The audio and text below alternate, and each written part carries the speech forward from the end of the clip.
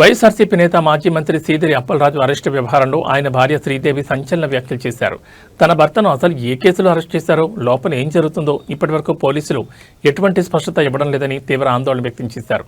రాష్ట్రంలో law and order పూర్తిగా క్షీణించిందని, ప్రజాస్వామ్యం ఎక్కడికి వెళుతుందో అర్థం కావడం లేదని ప్రభుత్వాన్ని, పోలీసుల తీరును ఆమె తీవ్రంగా తప్పుపట్టారు. అరెస్ట్ చేసిన సమయంపై రకరకాల ప్రచారాలు చేస్తున్నారని, న్యాయవాది లోపలికి వెళ్లినప్పటికీ పోలీసుల నుంచి సరైన సమాచారం రావడం లేదని శ్రీదేవి ఆవేదన వ్యక్తం చేశారు.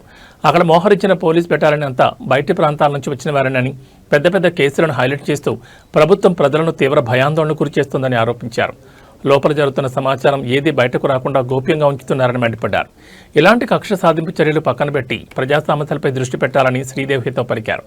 ముఖ్యంగా రాష్ట్రంలో జరుగుతున్న రోడ్డు ప్రమాదాల్లో మరణిస్తున్న ప్రతి పేద కుటుంబానికి ప్రభుత్వం 10 లక్షల ఎస్క్రిషి అందించి ఆదుకోవాలని విజ్ఞప్తి చేశారు.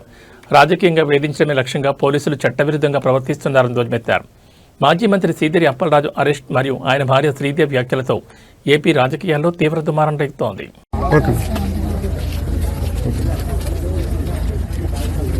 ప్రజారాజ్యం ఎక్కడికి వెళ్తుందో తెలియట్లేదు. లా అండ్ ఆర్డర్ అయితే అస్సలు కరెక్ట్గా లేదు అనుకొని చెప్పగలను.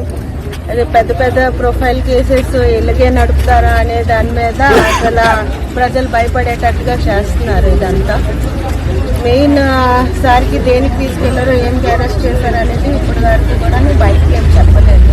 లోపల తీసుకొని వెళ్ళారు. మార్నింగ్కి కూడాను ఇంకా ఉంచుతారని చెప్తున్నారు.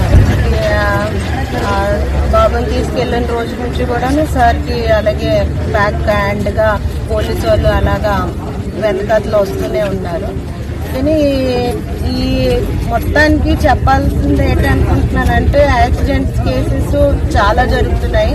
ప్రతి ఒక్క దాని మీద కూడాను మీరు చర్యలు తీసుకొని ఎలాగా అందరికీ తీసుకొని వచ్చేసి ఎక్స్గ్రేషన్ కింద 10 లక్షలు ఇస్తున్నారు. ప్రతి యాక్సిడెంట్ కేసుల దగ్గరికి మీరు వెళ్ళేసి వాళ్ళందరినీ కూడా తీసుకొని ఆ పేద కుటుంబానికి కూడాను మీ అందరూ కూడా కాపాడుకోవాలని చెప్పి అంటే తెల్లవారు 6:30 కానీ వాళ్ళు చెప్తున్నారు మేడం.